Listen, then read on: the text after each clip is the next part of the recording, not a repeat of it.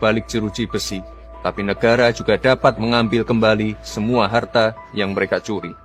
Prinsipnya sederhana, selama suatu aset bisa dibuktikan berasal secara langsung maupun tidak langsung dari tindak pidana seperti korupsi, narkotika, pertambangan liar, penangkapan ikan ilegal, pembalakan liar, judol, ataupun TPPO, negara memiliki kewenangan untuk merampas aset tersebut untuk dikembalikan menjadi aset negara, menjadi hak rakyat yang digunakan kembali untuk kepentingan rakyat. Inilah esensi dari RUU Perampasan Aset yang saat ini menjadi sangat penting dan mendesak.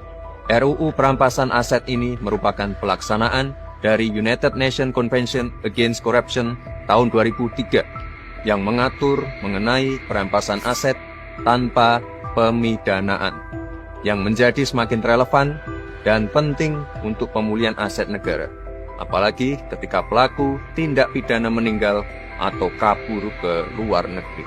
Memang ada beberapa kekhawatiran seperti pelanggaran terhadap prinsip praduga tak bersalah, serta potensi penyalahgunaan wewenang. Kekhawatiran ini sangat bisa dipahami.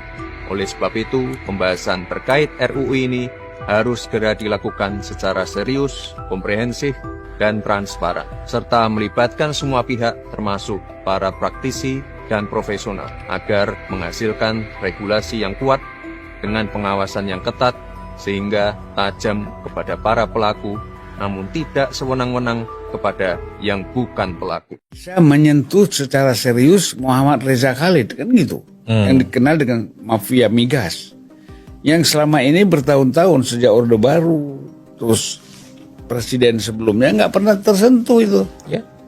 Ya itulah yang kemudian menurut saya, apa yang salah kalau masyarakat itu puas ke presidennya?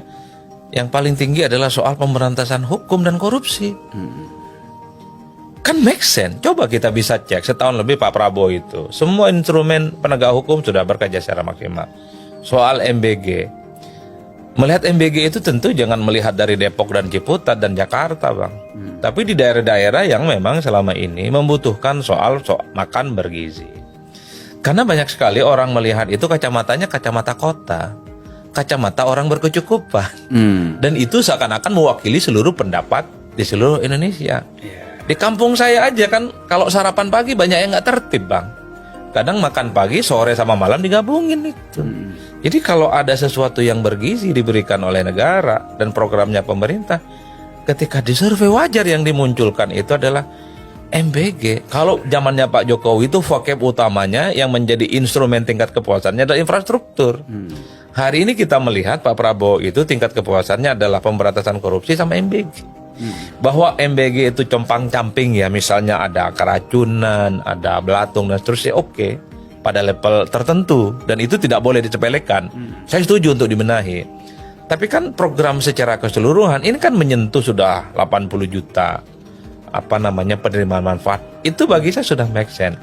Karenanya kalau kita belajar tentang ilmu survei, Bang ya, kenapa yang diwawancara cuma 1.200 atau lebih lah, bisa 2.000, 3.000? Karena cara ngambil yang 1.200 itu sudah ada ilmunya, sudah ada teorinya, sudah ada rumusnya, bahwa yang 1.200 itu dianggap mewakili seluruh penduduk di Indonesia. Contoh deh, Bang, kan seluruh provinsi kan pasti disurvei dong. Di Jawa Barat itu mungkin yang diambil, yang diwawancara adalah 400 orang. Tinggi, kenapa? Karena jumlah penduduknya paling besar. Dan 400 itu yang diwawancara orang Jawa Barat mewakili yang jumlahnya 40 juta warga Jawa Barat. Di Banten mungkin yang disurvei 200. Kenapa 200? Karena jumlah karena jumlah penduduk di Banten itu yang umurnya umurnya 17 tahun ke atas kira-kira begitu. Itu jumlahnya nggak sebanyak di Jawa Barat gitu loh, Bang. Itu yang disebut dengan pengambilan sampel.